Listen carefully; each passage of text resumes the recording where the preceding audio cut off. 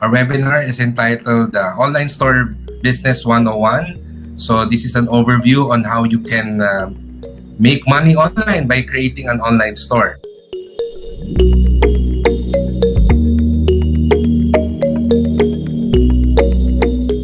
You realize now how important it is to know your target market.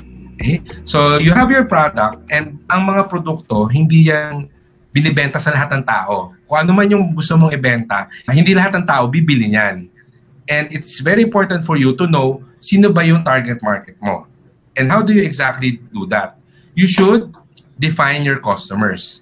Ibig sabihin, you should have an idea who will exactly buy your products. So it's important to identify your niche market. You have to know the demographics and the psychographics of your target customers. So the better you know them, the easier it will be for you to reach and sell them. Okay? This is very important. Kaya nga sinasabi ko na dapat alam mo kung ano yung problem na sinusolve ng produkto mo. Kasi kung alam mo kung ano yung problem na sinusolve niya, ang second step is alam mo kung sinong mga tao yung may ganong problema. Once na kilala mo, na-identify mo, sino ba yung mga tao na ito yung problema, madali mo ngayong mamamarket yung produkto mo. Ang principle ko dyan, yung Cookie Monster. I don't know if you remember Sesame Street. Di ba si Cookie Monster, pag pinakitaan mo ng cookie, kakainin niya. Di ba? Hindi na siya mamimili kung anong flavor ba niyan, gaano ba siya kalaki. So maliit, malaki, kahit anong flavor ng cookie, basta cookie yan, kakainin ni Cookie Monster. Your business should also be like that. Kilala mo kung sino yung Cookie Monster mo. Na in such a way na pag pinakita mo yung produkto mo sa kanila, they will not hesitate but buy it because it's part of their system. They know that it solves a painful problem for them. Demographics. You should have an idea ano yung age range na target market mo, saan sila nakatira. Are you selling more on the female or on the male?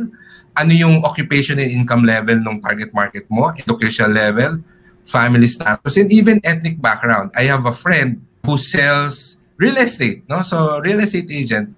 Pero, ang target market niya are mga Chinoys, mga Filipino-Chinese. And kasi yung most of his units are starter home. So particularly, ang tinatarget niya is yung mga Filipino-Chinese community na mga bagong kasal. And since very targeted yung market niya, yung mga marketing efforts niya is all focused on that market. Yung messaging niya, alam mo yon, yung mga ads niya, etc. Ang dali niya makabenta. Focused yung effort niya when it comes to marketing. So apart from the demographics, yung na-mention ko, psychographics, ang tinatukoy naman natin dito, yung psychology of the person that you're trying to sell to. You should have an idea, ano ba yung personality ng taong, nung customer mo na gustong makuha. Ano yung attitude nila, their values, their interests and hobbies, their behavior and lifestyle, fears, and their aspirations. Do you have a product market fit? Yung binibenta mo bang produkto at yung problem na sinusolve mo, does it complement yung target market mo based on their demographics and their psychographics? Why is this important? You ask yourself, is your product solving a customer problem? Kasi if it's not solving an emotional problem, then they will not buy your product. It should solve an emotional problem. And also, is that problem painful for your customers? Bakit? Kasi if it's not a painful problem, then they will delay buying your product. If you remember, ang produkto, it's either a medicine or a multivitamin. If it's a multivitamin, it enhances the life of your customer. Pero, if it's something na wala silang extra money, and they're tight on the budget, they will not buy your product, diba? They will delay. But if you are selling them medicine and you are selling them a cure for a pain that they have, then hahanap yan ng paraan para bilhin yung produkto mo. Simple example, yung Pandora bracelets are bracelets na pwede mong i-customize. You can put in there yung mga sarili mong charms that can represent your life or whatever your interest, etc. And napakamahal niya, no? So obviously hindi ako target market nun. But I was able to talk to a friend who really loves buying those Pandora charms and Pandora bracelets. And I asked her, bakit ka ba lokang-loka dyan sa Pandora bracelet na yan? And yung answer niya sa akin, that's when I realized ano ba yung sinusolve na problem ng Pandora bracelets, no? And sinabi niya sa akin, kasi my friend is a solo parent, meron siyang isang anak, tapos she works as a med rep, and sinasabi niya na yung Pandora bracelet, kasi since lagi siyang nasa field, alam mo, kasi med rep, etc. And it helps her become motivated with work. Nai-inspire daw siya. Bakit? Kasi pag nahihirapan siya sa work niya, ang tagal-tagal daw ng doktor na hinihintay niya, titingnan lang daw niya yung Pandora bracelet niya, hinahawakan niya, and she remembers yung mga significant dates dun sa buhay niya at saka sa anak niya, yung birthday ng anak niya, may nire-represent, etc. So it's really an emotional problem na sinosolve niya. Ano yung emotional problem? Yung lungkot at pagod pag nagtatrabaho ka, etc. So I don't know if you understand what I'm trying to say. Of course, di ba, yung problem na yon, it's not everyone has that problem.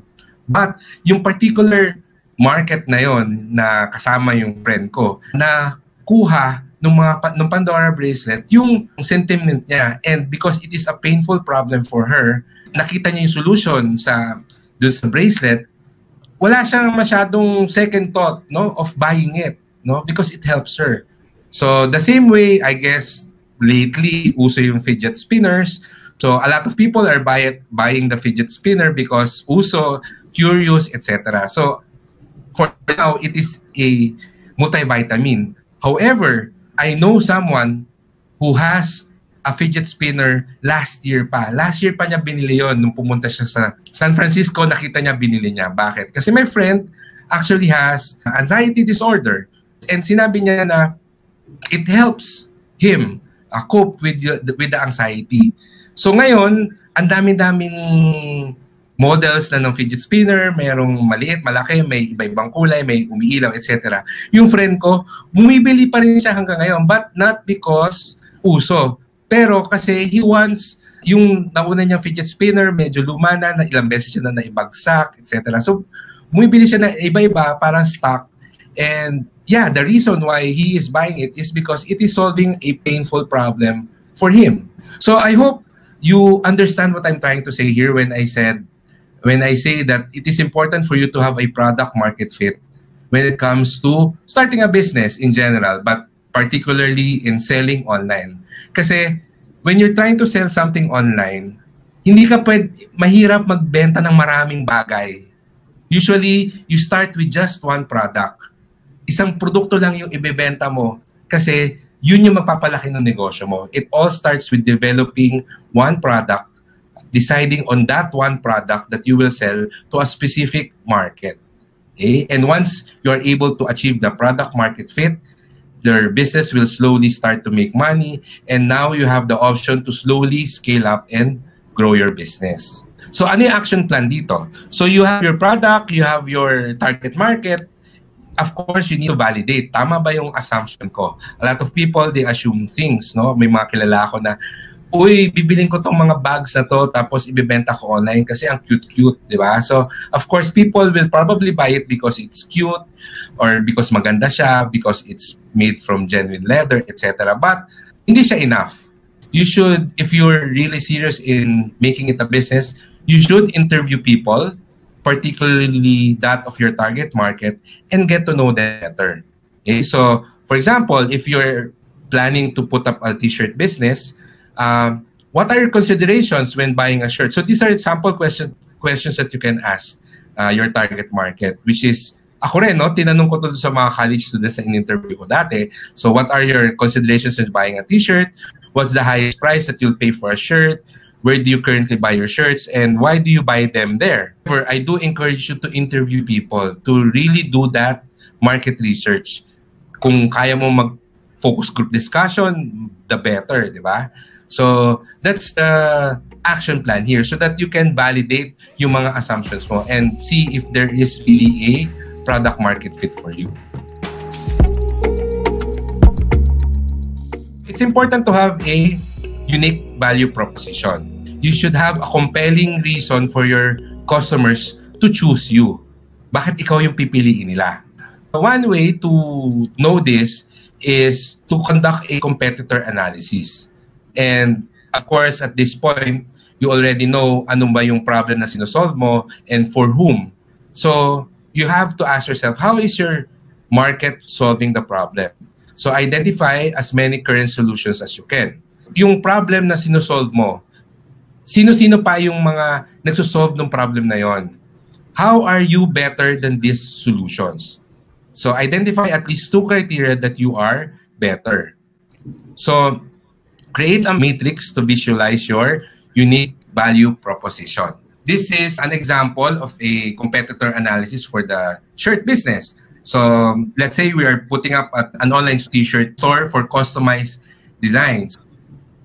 Saan ba bumibili ng t-shirts yung mga college students ngayon? So when we did the interview, nalaman natin na a lot of them buy in the malls. Some of them have the time to actually print their own shirt.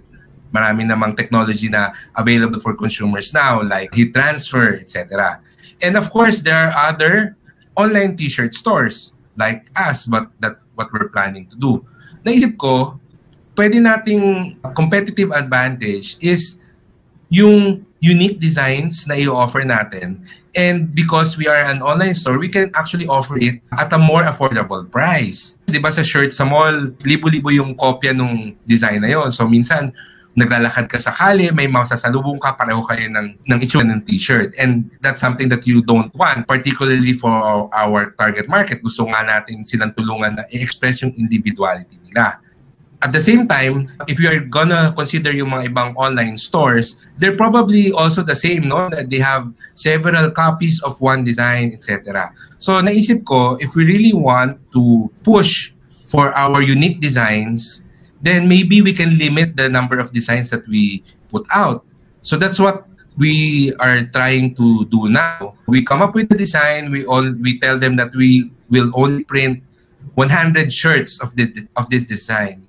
And after that, we will now destroy the silk screen, right? And come up with a new design. So meron ngayon parang limited edition yung bawat design namin, which actually our target market no? Target market talaga namin ay yung mga people na non-conformist. Ayaw nila nung may kapareho silang t-shirt. Ayaw nila nung yung shirt nila parang common lang na nakikita kung saan-saan. But at the same time, ayaw nilang bumili ng masyadong mahal na t-shirt. That's what we did. And that was our unique value proposition. And that has been what's keeping our shirt business alive.